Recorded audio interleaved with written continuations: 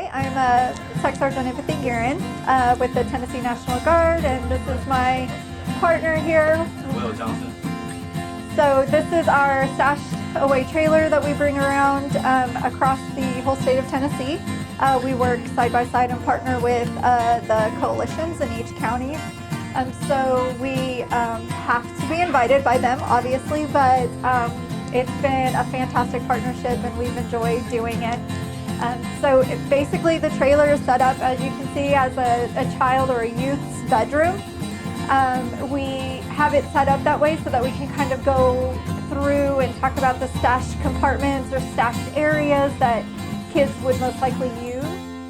Communitytvtn is brought to you by Security Federal Savings Bank, proudly serving the community we call home. High-quality leads with prolific internet marketing and invigorating web design services that will energize your business. We are SiriusSEN. Call today or visit us at SiriusSEN.com.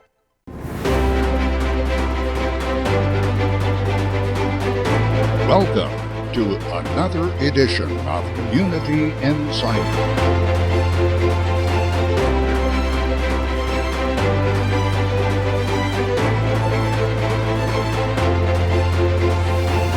Join us as we travel Middle Tennessee, uncovering history and experiencing the adventure of unique stories and events coming to you inside your community.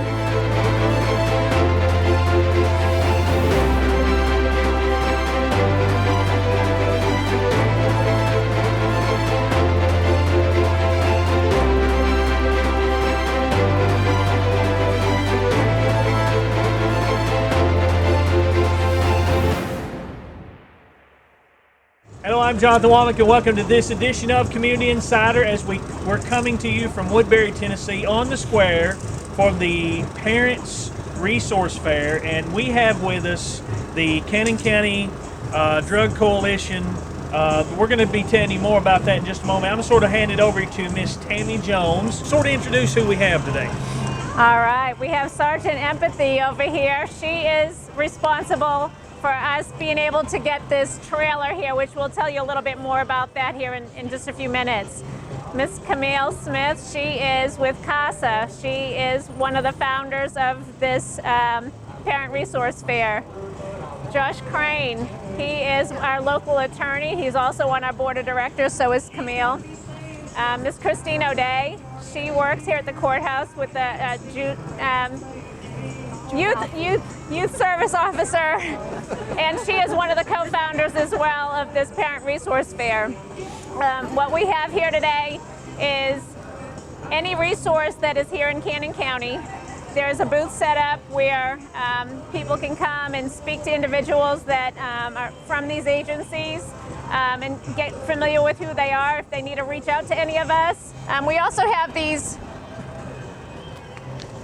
resource booklets that the Cannon County Substance Abuse Prevention Coalition has sponsored.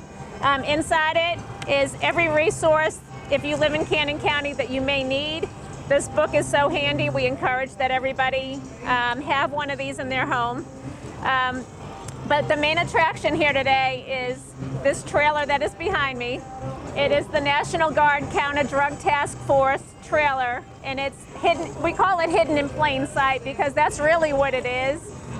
You go through it, and it's eye-opening. I've been through these trainings, and I've seen different places where drug paraphernalia could be hidden, and even going through this trailer, so much more. Hey, I'm Joshua Crane. I'm with the Cannon County Substance Abuse Coalition out here today at the Parent Resource Fair here in downtown Woodbury. Super excited that we've been able to have this main attraction here today. The main focus for today was really to bring attention and awareness to this community, especially for parents, because we have such a substance abuse problem in this community, like so many communities across the state of Tennessee.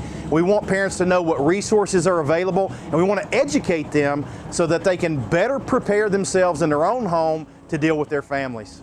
So a lot of parents may be watching saying, I don't know that my kids have a problem, my teenagers have a problem. Is there some things that I need to watch for? This is what you're taking care of. This is a resource to try to identify some of those things, right? Sure, absolutely. I mean, one of the things that we hear a lot with the coalition and the work that I do, and I'm sure the work that a lot of other people do, is parents don't think their kids do have a problem, unfortunately, a lot of times until it's too late, until that problem manifests itself in a way it's very negative. The reality is you have to be engaged with your child, and that's where all of this starts. You have to be engaged. And when you see those minor changes in attitude, those minor changes in behavior, then whenever you see the things that we're hoping parents will learn about today, it should be clues to you that, hey, I need to engage further. I need to have more discussion with my child and hopefully head these problems off before they become too serious. For folks that's never known of what y'all do, where's a good place they can go to find out more information? The easiest place, honestly, for most people, because in the world we live in now, everybody's tech savvy. The Substance Abuse Coalition has a Facebook page. That's a great jumping off point to learn contact information, literature that you can get.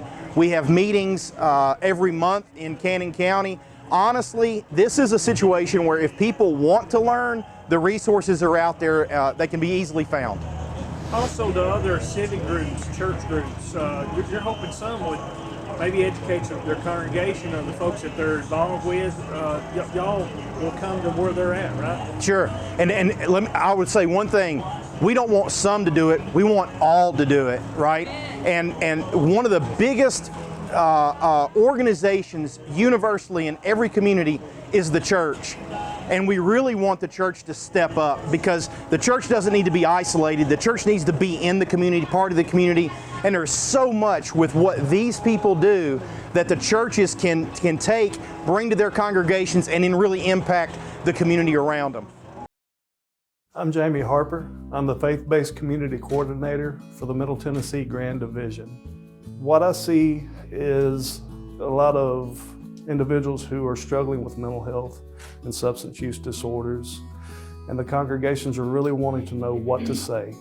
And so we're going in and trying to educate the congregations to give them as much education as possible to meet the individual where they are. The majority of congregations are very receptive because they see the problems within the pews, and they see it within the community as well, and they want to be able to help. A lot of people, whenever they're seeking help, will go to the faith community in order to find it. What the faith community can do is really reach out to the community, allow them to know that there is a place to go get help if you want it. And so it's really creating the safe place within the community, inside the congregations. I know what it's like to be a member of a congregation who doesn't know how to be open to the idea of addiction or substance use. I grew up going to church. I started using whenever I was 11 years old. And I went to church until I was 17. Nobody ever said anything to me. And so whenever I finally had the opportunity to speak with someone many years later, I asked them why they never said anything, and they said they didn't know how. They didn't know what to do. They didn't know where to begin. And so what I really like to be able to do is to go into congregations and allow them to know what to say, where to begin, and what to do. I think the biggest thing that I want people to know is that help is possible. We are here. The congregations can help. You as an individual who hurt, you have a voice. You as congregations, you can help. We as the state, we want to be able to provide you with the resources to give the individuals a better help than you know how to provide right now. Help is available. If you want to know more about mental health, substance use disorders, we want to be able to help you have the words to say, to provide the individuals the help that they need. We all need help at some point. Why not be able to provide it?